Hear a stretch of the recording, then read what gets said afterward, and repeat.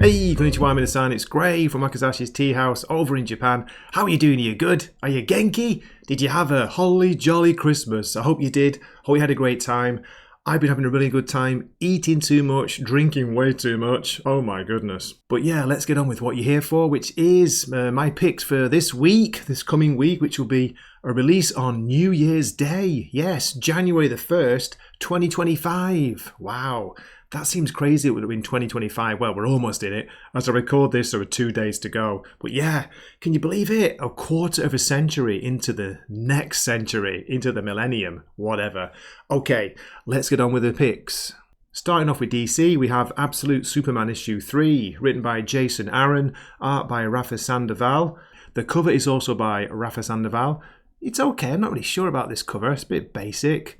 There are a couple of open order covers, one's by Declan Shalvey and one's by Christian Ward, but they don't really strike me, like make me want to rush out and pick them up kind of thing. So yeah, I'll probably stick with the main cover. Memories of Krypton. Years ago on Krypton. Okay, so we're going to Krypton, are we? Again. Jor-El and Lara became utterly convinced that their planet was headed towards cataclysm. But what could two lowly peons of the Labour Guild possibly do to save their entire species? The answer is decidedly not what you think. This is $4.99, 32 pages. It's issue 3. I'm still undecided whether I'm going to stick with this. We'll see how this issue lands.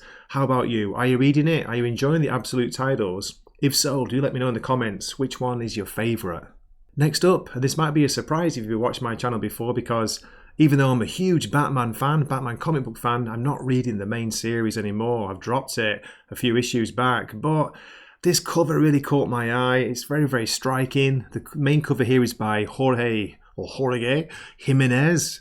So Chip Zdarsky's take on Batman has not really sold me. So yeah, I thought I'd maybe jump back on board, see what it's like, see if it's worth, reading again.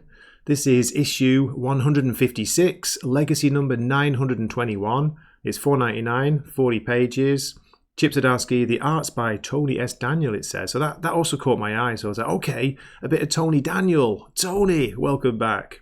The Riddler's plans finally revealed. The GCPD is closing in on their suspected killer and on Batman. Wayne Enterprises is under attack as Nigma's plans come into focus. The owls are not what they seem. Don't miss the thrilling penultimate issue of The Dying City story arc. So, how about you? Are you still reading Batman? I'm much more enjoying the Batman Robin Year 1 by Mark Waid at the moment. That's really good. I also like Batman Dark Patterns. Dan Watts is writing that, of course. And, I'm also enjoying, believe it or not, Absolute Batman, Scott Snyder's goofy take on the character. Yeah, so, let's see, can the main Batman pull me back in like Al Pacino in Carlito's Way? Is that the one? I can't remember what that quote's from anymore. I don't know anything. Next up is Batgirl, issue 3, written by Tate Bromble, art is by Takeshi Miyazawa, colours Mike Spicer. This is a rare $3.99 book from DC, 32 pages. Will Cass and Lady Shiva outrun the Unburied? The train ride out of Gotham proves more difficult than expected for Cass and Lady Shiva as dangerous new players enter the field. With the Unburied still hot on their trail and seeking blood, can Batgirl actually trust her mother, or will it lead to her certain death? Again, this is another 3rd issue. I'm going to see how this issue lands and whether I'll stick with this series, but I've got to say I do like Takashi Miyazawa's art in this, and it has been a lot of action so far. So yeah, Cassandra Cain, she's pretty awesome, isn't she?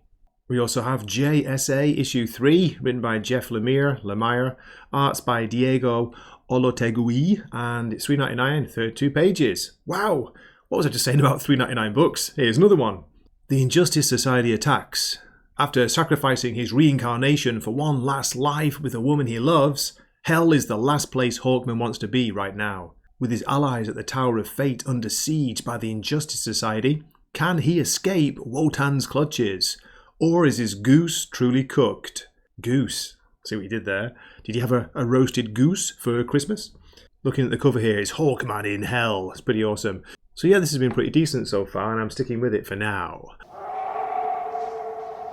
It's a full moon. And look at this. Yes, another Batman book. It is Batman Full Moon, issue 3. Oh, another issue 3. £3.33.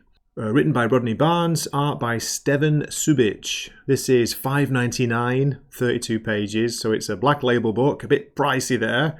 A glow-in-the-dark cover with this main cover. Despite Zatanna's warnings, nothing could have prepared Batman for the power he was truly up against under the light of the moon. Far greater and wilder than any he's ever encountered before. And when that very same power doesn't just burrow its way into Batman's soul, but consumes him completely, the streets of Gotham will run red with the blood of beasts. It's a pretty impressive synopsis there, isn't it? Yep, big fan of this, even with the weirdish art from Steven Subic. No offense, mate. I'm enjoying it. And yeah, I'm always up for more John Constantine and Zatanna. I hope they're both in this as well. And my final pick from DC is Two-Face, issue 2. Written by Christian Ward, art by Fabio Veras, and it's $3.99 for 32 pages. In the underworld court known as the White Church, Harvey Dent is asked to litigate the divorce of the Royal Flush Gang's King and Queen of Hearts. But there's much more at stake than assets at this trial. In fact, it's a matter of life and death, isn't it always? When cheating allegations surround the king, it's up to Harvey and his new assistant, Lake Cantwell, to clean up the monarch's mess. And why does Harvey get the sneaking suspicion that someone is pulling the strings and threatening to send Gotham's criminal underworld into a frenzy? The main cover here is by an artist called Boldemar Rivas. Awesome name. I quite like this Christian Ward cardstock variant, the cover B. How about you? Which one would you go for? I do have one more actually from DC. This is more to shout it out than anything because I won't be picking this up. Justice League, The Atom Project, issue 1.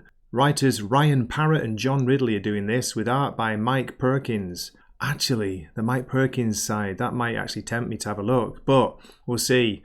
$3.99 for this, 32 pages. I'm not going to bother reading the synopsis. Just let me know, are you going to pick this up? Are you interested? Moving on to Marvel, I've only got 4 picks, but just to let you know, we do have The Ultimates issue 8, Miles Morales Spider-Man issue 28, Avengers issue 22 out, and then the next one listed is this, Daredevil 17. I know, right? I told you I'd drop this, and I have dropped it. I've not been enjoying Saladin Ahmed's run, but with this cover, it's a pretty cool cover from John Romita Jr., simplistic, but I like the look of Daredevil fighting Bullseye.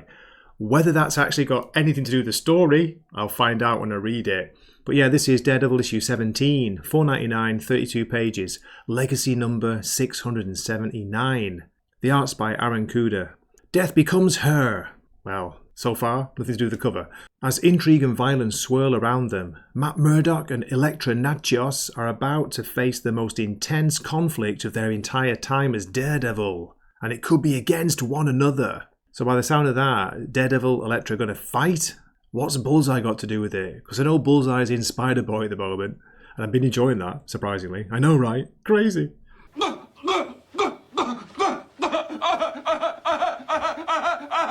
Now here's one I am looking forward to. Deadpool Wolverine issue 1. Written by Benjamin Percy. Art is by Joshua Cassara. Colorist Guru EFX. Wow. $4.99 for 32 pages. Wade and Logan together again.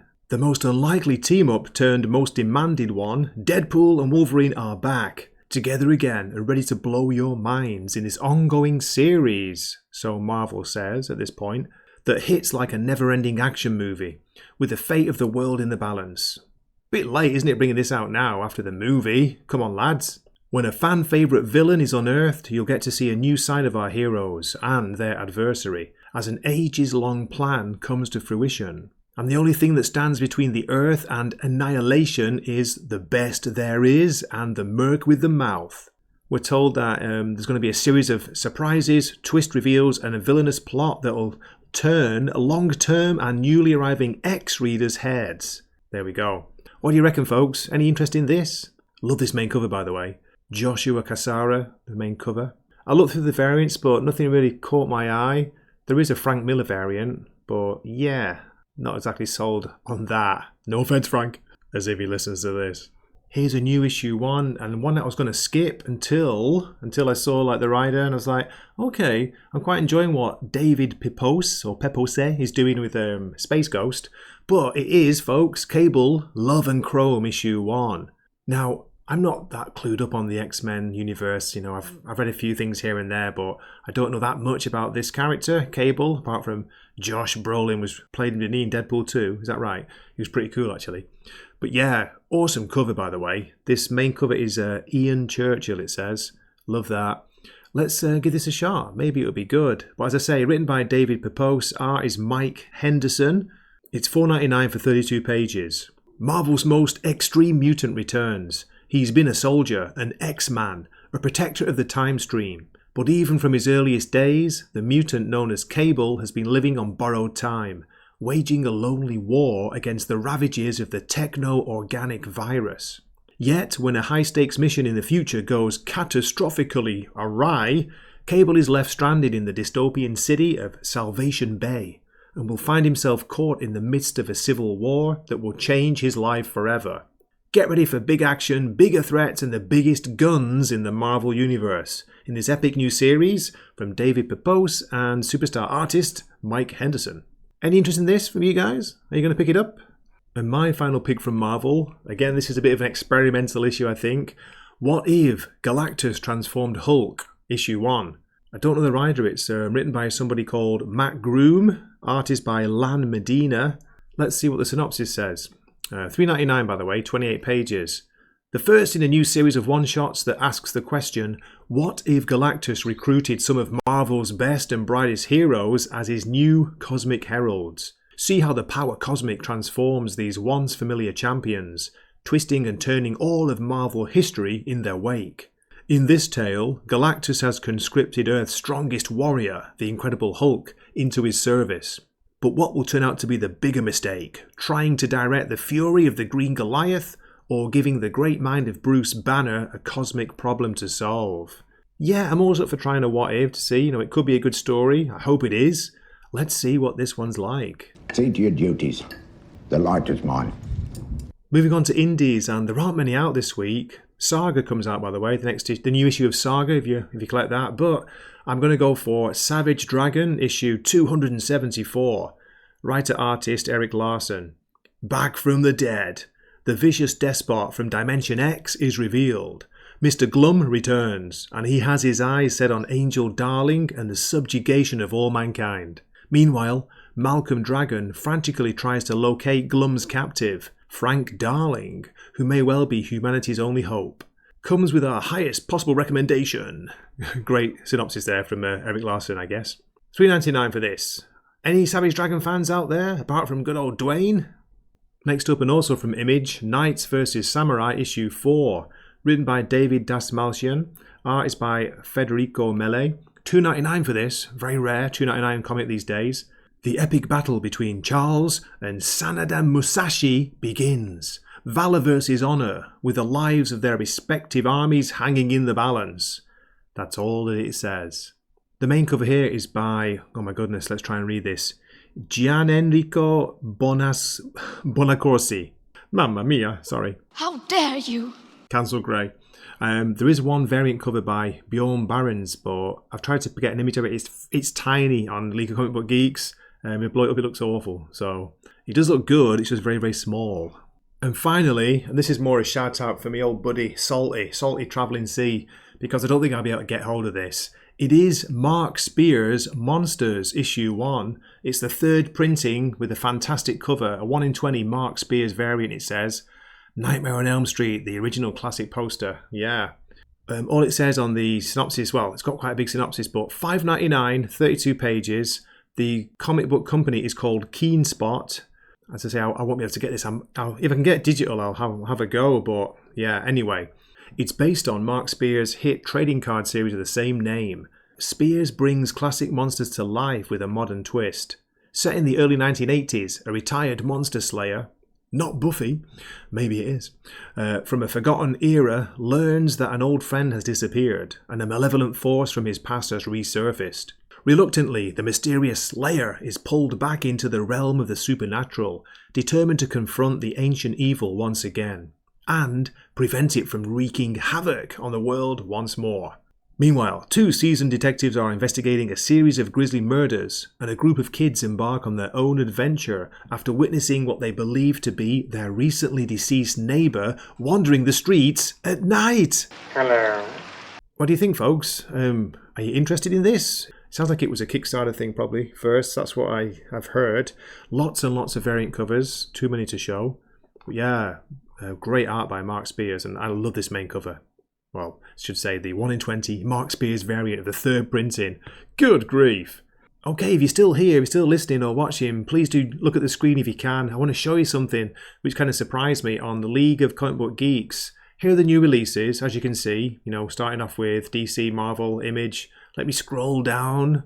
I'll try not to go too fast. Two-Face? Wow, nice Freudian slip there. I'll try not to go too fast because you might get, travel sick. Have a look at this. Keep going. There's like facsimiles, there are reprints or third, fourth, fifth printings. But as we get further down, what caught my eye was, here we go, Webtoon. I didn't know Webtoon comics were being listed on here. Have a look here. On the top row, we've got the white covers. Returned by the King, number 44. It's a Webtoon. A Couple of Obligations, number 40. There's an advertisement here for Chainsaw Man, chapter 188 with no cover. Then we keep going down. There are more and more. I didn't realise like Webtoons were such a thing, and they were being covered on here, so it's pretty cool. How about this one? Do you like tomboys? Answers on a postcard to Wakizashi, Grey, Japan. What else is catching my eye? Ordeal, number 115. So please let me know in the chat, in the comments. Do you read Webtoons? Can you recommend any really good ones if you do? I'm always curious to find new comics, new good stories with great art. That's what I'm interested in. Yeah, I think that's all. Selfish Romance, number 26. Then there's a Korean one here which I can't read. Ragnarok, number 35. My Life as a Loser 2. That sounds like me. I might have to look that one up. My Life as a Loser 2, chapter 34. Cool stuff. And it goes on and on. At the bottom here, as you see, there's more Korean Webtoons. There's a Russian comic here as well. Look at that. And then Japanese. What's that? Dorama Queen, is it? Dorama Queen, number 5. Oh my god, my Japanese sucks. I'm trying to read that katakana, if you can see it there. Dorama Queen, number 5. That actually sounds quite interesting too. Bit clickbaity. Okay, as always, thank you so much for watching, listening this far. I hope you have a great, fantastic, happy new year. And I hope to see you in 2025. Do let me know if you pick anything up this week. Let me know your lists if you can in the comments. And as always, thanks a million for watching. This is Gray from Wakizashi's Teahouse, signing off for the night. Matane.